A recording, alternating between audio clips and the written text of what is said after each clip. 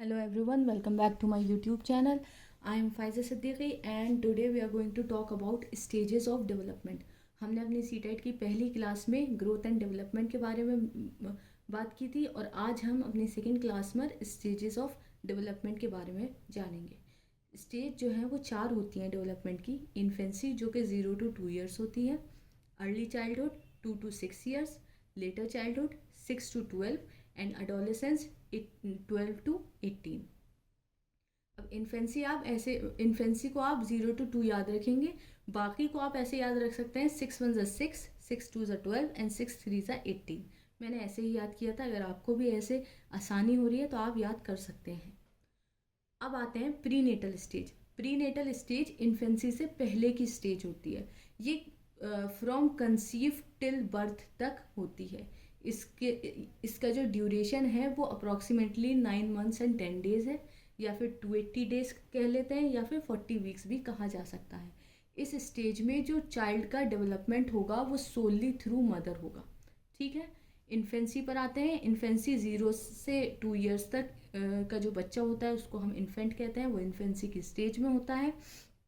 ये बहुत ही sensitive period कहा जाता है क्योंकि बच्चा यहाँ पर मोस्ट वनरेबल होता है. मतलब सोलली डिपेंड करता है अपने पेरेंट्स पर या जो भी एडल्ट उसके आसपास हैं उन पर डिपेंड करता है अपनी बेसिक सी रिक्वायरमेंट्स को पूरा करने के लिए. तो इसलिए ये बहुत सेंसिटिव पीरियड होता है. अगर आप 1 साल के बच्चों को आंख भी दिखा लोगे तो वो आपसे डर जाएगा.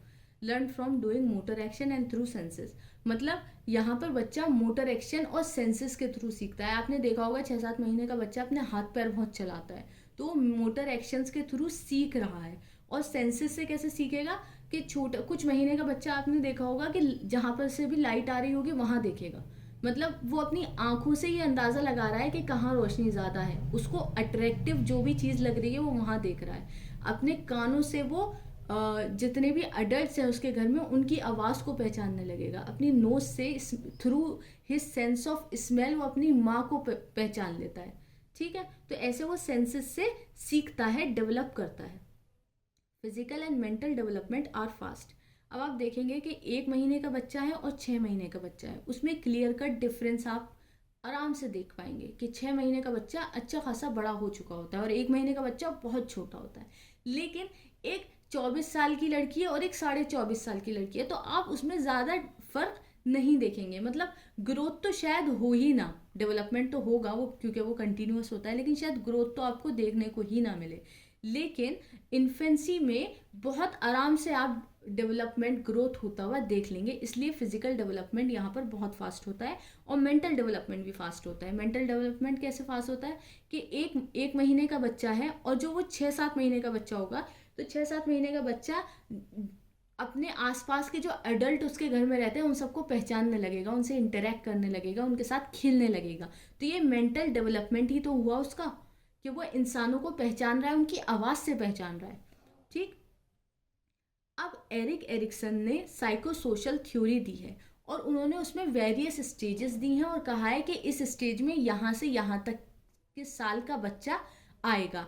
अब इन्फेंसी की जो स्टेज है उसमें एरिक एरिक्सन की ट्रस्ट वर्सेस मिसट्रस्ट फिट बैठती है. मतलब उनकी जो ट्रस्ट वर्सेस मिसट्रस्ट है तो उसमें जो एज ग्रुप है और इन्फेंसी में जो एज ग्रुप है वो ऑलमोस्ट सेम है. तो हम ये कह सकते हैं कि इन्फेंसी में ट्रस्ट वर्सेस मिसट्रस्ट आता है एरिक एरिक्सन का. ऐसे ही जीन पियाजे ने अपनी कॉग्निटिव डेवलपमेंट थ्योरी दी है. उसमें उन्होंने 4 स्टेजेस दी हैं. जो सबसे पहली उनकी स्टेज है सेंसरी मोटर स्टेज, वो भी इन्फेंसी में फिट बैठती है. इस सेंसरी मोटर स्टेज में जो सबसे ज़्यादा मोस्ट इंपॉर्टेंट टर्म यूज़ की जाती है जो या फिर जो सबसे ज़्यादा क्वेश्चन पेपर में देखी जाती है वो है ऑब्जेक्ट परमानेंस.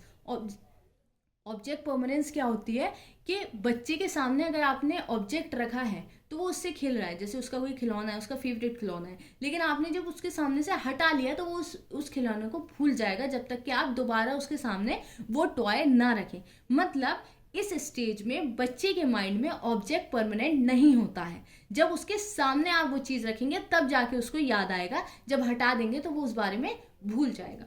ठीक है. Next is early childhood. Early childhood starts from 2 to 6 years. मतलब 2 साल से 6 साल के जितने भी बच्चे होते हैं वो अर्ली चाइल्डहुड में आते हैं, इस स्टेज में आते हैं. ये जो स्टेज है वो लैंग्वेज डेवलपमेंट के लिए बहुत इंपॉर्टेंट है, और इस स्टेज में लैंग्वेज डेवलपमेंट सबसे ज़्यादा तेज़ होता है। मतलब इन्फेंसी में आपने ये देखा होगा कि 2 साल का जो बच्चा होता है वो बोलना तो सीख जाता है, अपनी बात कह लेता है छोटे छोटे वर्ड्स में, लेकिन वो पूरे पूरे सेंटेंसेस फॉर्म करना अर्ली चाइल्डहुड में सीखता है। जो एक एडल्ट से बैठकर बात कर ले पूरी तरीके से, वो अर्ली चाइल्डहुड में ही आता है। इन्फेंट कभी भी पूरे पूरे सेंटेंस ऐसे मतलब एक एडल्ट की तरह बात नहीं कर पाएगा, वो कुछ कुछ वर्ड्स बोल लेगा, लेकिन जो पूरा फॉर्मेशन होता है लैंग्वेज का वो अर्ली चाइल्डहुड में जाकर होता है। इसीलिए ये स्टेज सबसे ज़्यादा इंपॉर्टेंट है लैंग्वेज डेवलपमेंट के लिए।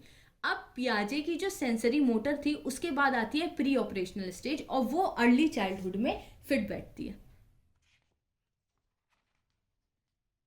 चाइल्ड स्टार्ट्स इमिटेटिंग, मतलब इस स्टेज में बच्चा नकल बनाना सीख जाता है कि अपने उसका जब फादर सुबह को उठ के बैग लेकर ऑफिस जाता है तो वो भी सुबह को उठकर बैग उठा लेगा, या अपनी मम्मी को देखकर मतलब लड़कियां बर्तन लेके बैठ जाएंगी कि मैं भी खाना बना रही हूँ मम्मी की तरह। तो यहाँ पर बच्चा इमिटेट करना सीख जाता है।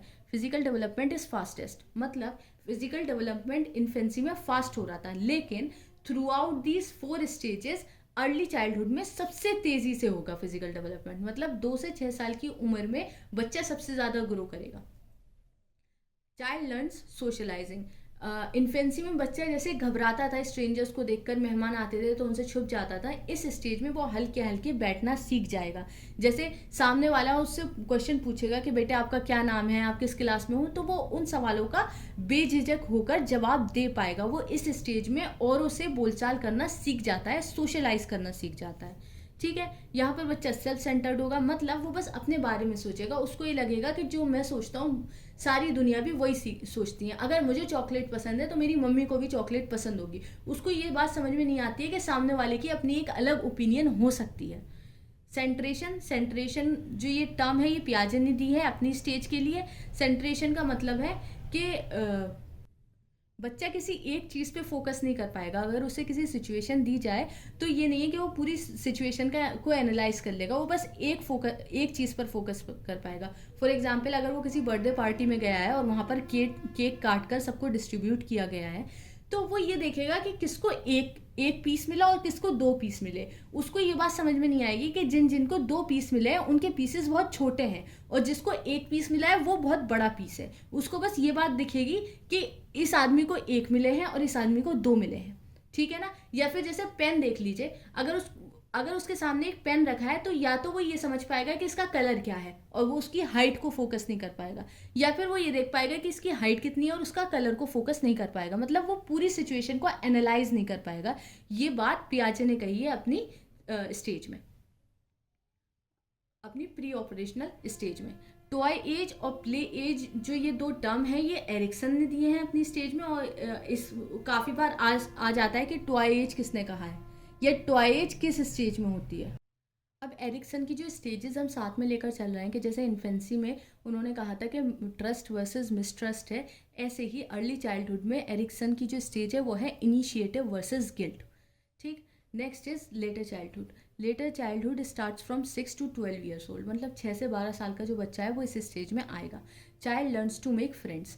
अब इससे पहले हमने ये देखा कि लेटर चाइल्डहुड में बच्चा सोशलाइज करना सीख गया है, लोगों में बैठकर बात करना सीख गया है, लेकिन लेटर चाइल्डहुड में आकर वो दोस्त बनाना सीखेगा।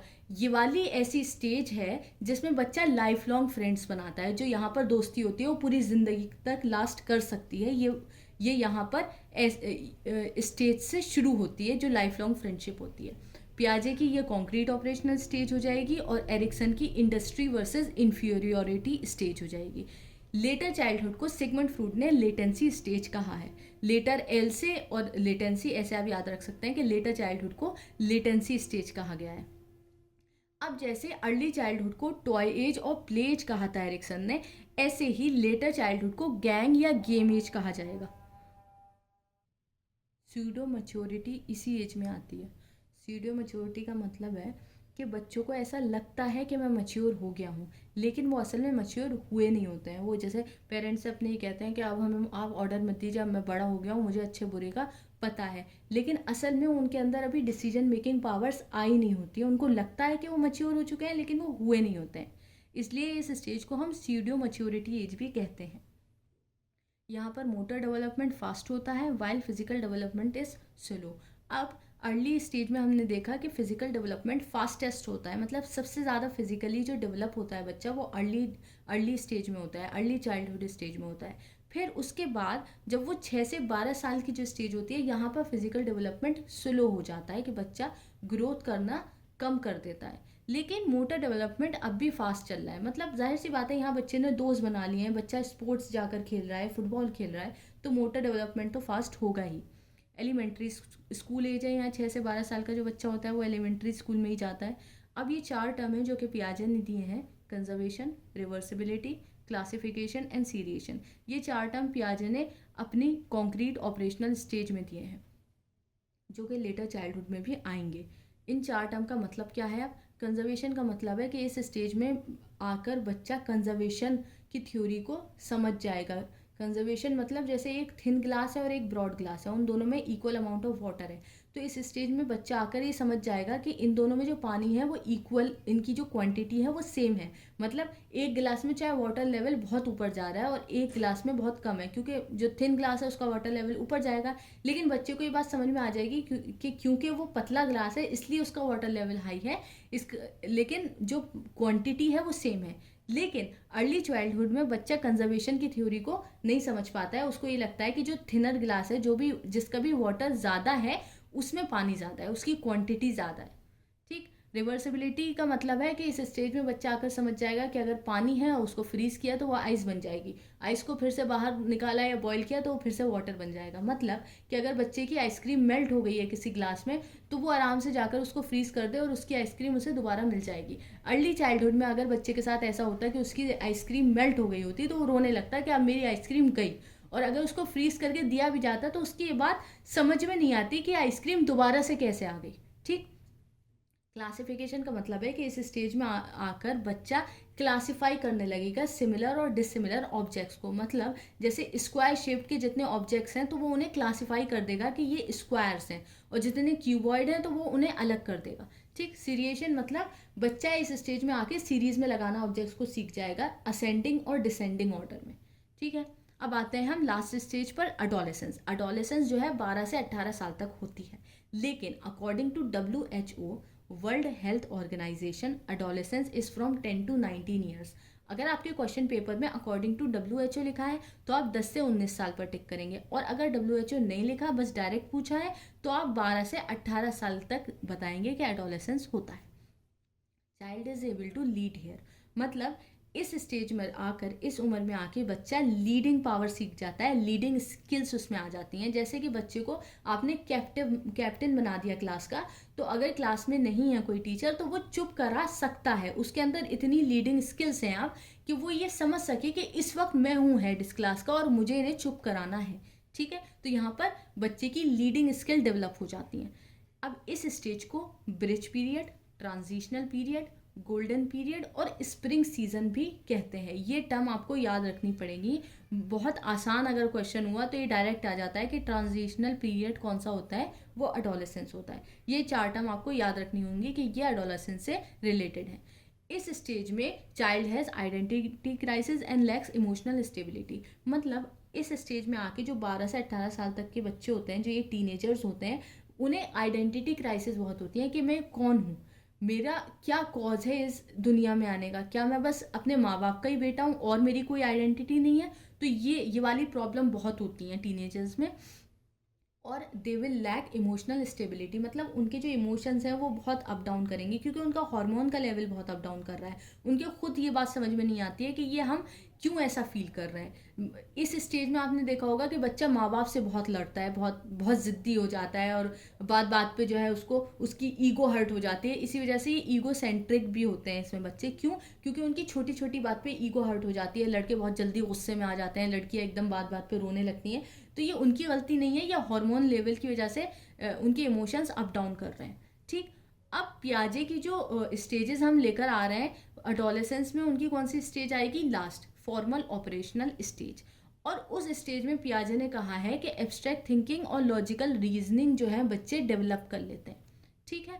अब एरिक्सन की कौन सी स्टेज आएगी अडोलेसेंस में? Identity versus confusion. Stanley hall ने इस एडोलेसेंस स्टेज को स्ट्रेस एंड स्टॉर्म की स्टेज कहा है।